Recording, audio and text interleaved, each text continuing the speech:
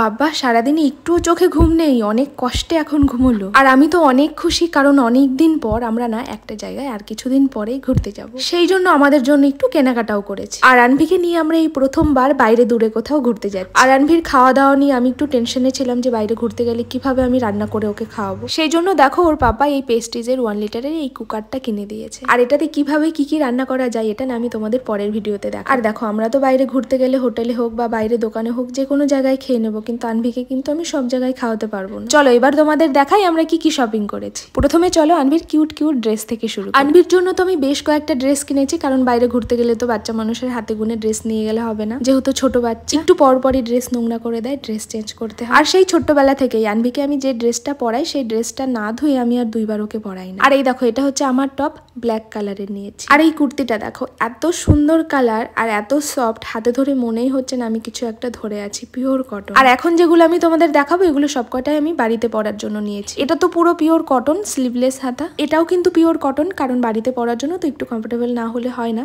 আর এবার আমি এই নাইট স্যুটগুলো আমার এক সাইজ বড়ই অর্ডার করেছি। চলো এবার জুতা দেখাই। আর যা বৃষ্টি হচ্ছে আর বাইরে তো কাদা, সেই জন্য এই জুতাটাই নিয়েছি, কারণ ভালো কিছু পরলে আর ভালো থাকবে না। আর ও নিয়েছে একটা স্লিপার। আর এগুলো সবকিছু নেওয়ার জন্য তো একটা ব্যাগ দরকার, সেই জন্য দেখো এই ব্যাগটা নেওয়া হয়েছে। আর এই সমস্ত কিছু লিঙ্ক দেখো আমি ওপরে ট্যাগ করে দিয়েছি, ওখানে যাও পেয়ে যাবে।